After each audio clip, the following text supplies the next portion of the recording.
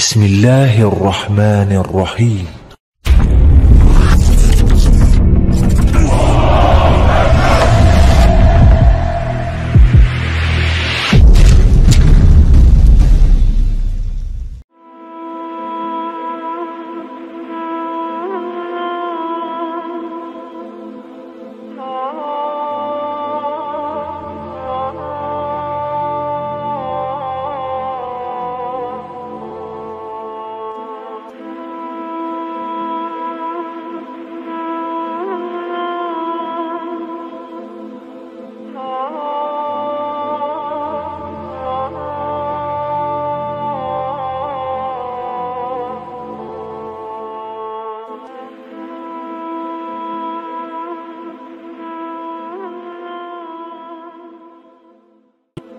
Bismillahirrahmanirrahim. Assalamualaikum warahmatullahi wabarakatuh.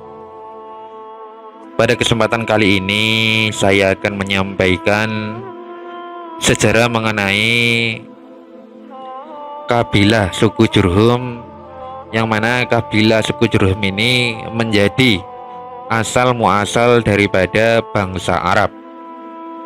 Tujuan saya menyampaikan sejarah ini tidak lain adalah untuk menambah wawasan kita semua, agar kita dapat mengetahui hal-hal yang berkaitan mengenai sejarah-sejarah di masa lalu.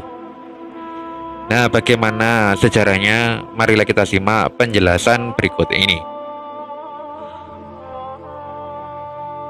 Suatu ketika air Zam-Zam terus memancar dari kaki Nabi Ismail alaihissalam. Ketika itu burung-burung mencium aroma air dan berterbangan mengitari lembah sungai daripada air baru itu. Sehingga hal ini mengundang perhatian kabilah Jurhum dari Bani Qahtan yang tinggal di bagian bawah Mekah. Ketika itu perwakilan suku Jurhum lantas pergi menuju sumber air itu dan bertemu dengan Hajar bersama dengan putranya, yaitu Nabi Ismail alaihissalam. Ketika mereka melihat air, kemudian mereka meminta izin kepada Hajar dan Ismail untuk tinggal di dekat situ. Ketika itu Hajar pun mengizinkannya. Dan dia sangat senang melihat suku Jurhum dan mengatakan bahwa mereka dipersilahkan untuk berkemah di lembah tersebut. Tak lupa mereka juga membangunkan tenda untuk Hajar dan Ismail. Dan kabilah Jurhum ini lantas menetap di sana dan mengandalkan air Zam-Zam sebagai sumber kehidupan. Dikatakan bahwasanya leluhur daripada suku Jurhum ini menurut mayoritas sejarawan nasabnya bersambung hingga ke Nabi Nuh alaihissalam. Dan silsilahnya adalah Jurhum bin Qahtan bin Abir bin Salik bin Arfakhsyad bin Sam bin Nuh. Ayah Jurhum yaitu Qahtan mempunyai banyak anak laki-laki hingga 10-31 orang. Di antaranya adalah Yarab, kemudian Hadramaut, kemudian Aman, dan Jurhum itu sendiri. Nah, keturunan Qahtan ini dikenal pula sebagai Arab Al-Qahtaniyah, atau lebih populer dikenal dengan istilah Al-Arab Al-Arabiyah, yaitu Arab murni.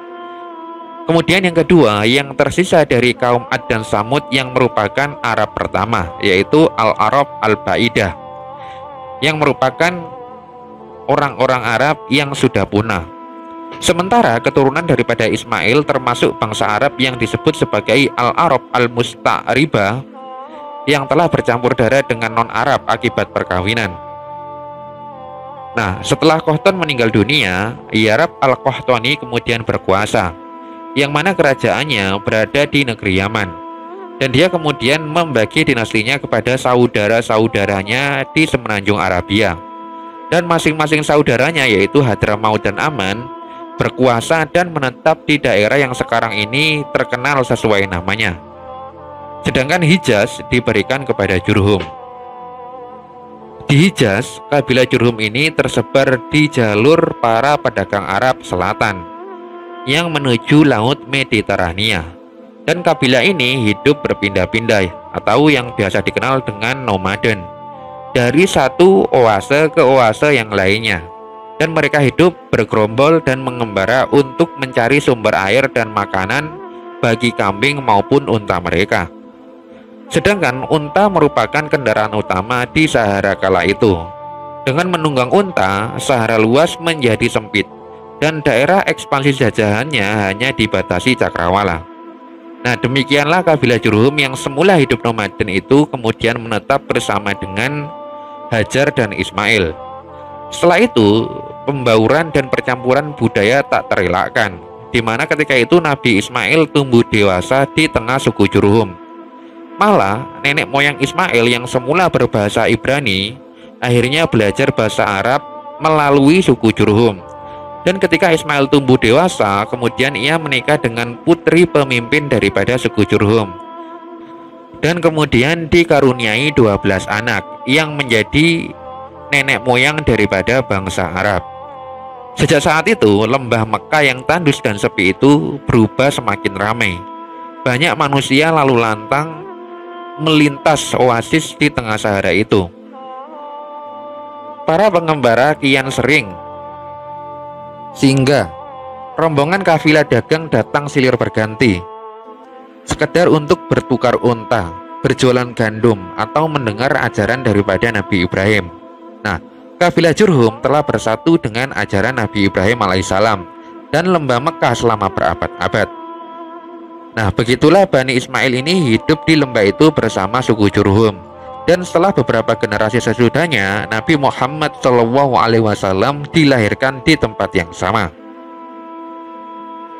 Nah, ada sebuah pendapat yang mengatakan bahwasanya ada suatu kaum yang bernama kaum Amalik, yang mana kaum ini termasuk dalam salah satu suku yang mendiami Jazirah Arab paling awal. Ahli sejarah menyebutkan bahwasanya mereka merupakan Jurhum pertama. Jurhum pertama yang dimaksud yakni suku bangsa Arab yang sudah musnah, termasuk di dalamnya adalah kaum Ad dan Samud. Sedangkan Jurhum yang kedua dinisbatkan kepada Jurhum Al-Qahthaniyah yang merupakan kerabat daripada Nabi Ismail alaihissalam. Dalam buku sejarah Arab sebelum Islam karya daripada Dr. Jawad Ali, beliau menjelaskan bahwasanya Amalik dinisbatkan kepada Amalik bin Lawis bin Sam bin Nuh, di mana Amalik ini merupakan leluhur daripada suku Amalikoh, dan dia adalah saudara kandung daripada Tasam. Dan mereka juga merupakan komunitas besar yang terpencar-pencar di berbagai negeri. Di antara mereka ada yang menjadi penduduk Oman, kemudian Hijaz, kemudian Sam, dan juga Mesir. Nah, penduduk Oman dan Bahrain dikenal dengan nama Jasim, yang disebut merupakan keturunan dari Amalik. Dan penduduk Madinah termasuk bagian dari suku Amalikoh, seperti suku Bani Haf, kemudian Sa'ad bin Hazan, kemudian Bani Matar, dan Bani Al-Azraq, dan juga dengan penduduk Najd, seperti halnya suku Budail, suku Rahil, suku Ghifar, dan juga penduduk Taimah. Nah, ketika itu anak keturunan daripada Nabi Ismail kemudian diberi tugas untuk mengelola pemakmuran daripada Ka'bah dan juga para peziarah. Sedangkan kabilah Jurhum akan menjaga keamanan Bakkah. Sampai datanglah kemudian kabilah Khuza'ah merebut Bakkah. Dan dari mereka menancapkan pengaruhnya selama 300 tahun.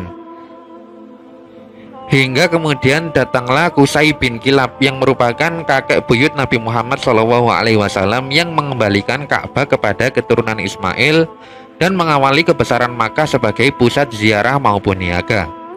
Nah, demikianlah sejarah singkat mengenai suku Jurhum yang dapat saya sampaikan. Semoga yang sedikit ini dapat bermanfaat dan dapat menambah wawasan kita semua. Akhirul kalam, wallahu a'lam bishawab. Billahi taufiq wal hidayah. Wassalamualaikum warahmatullahi wabarakatuh.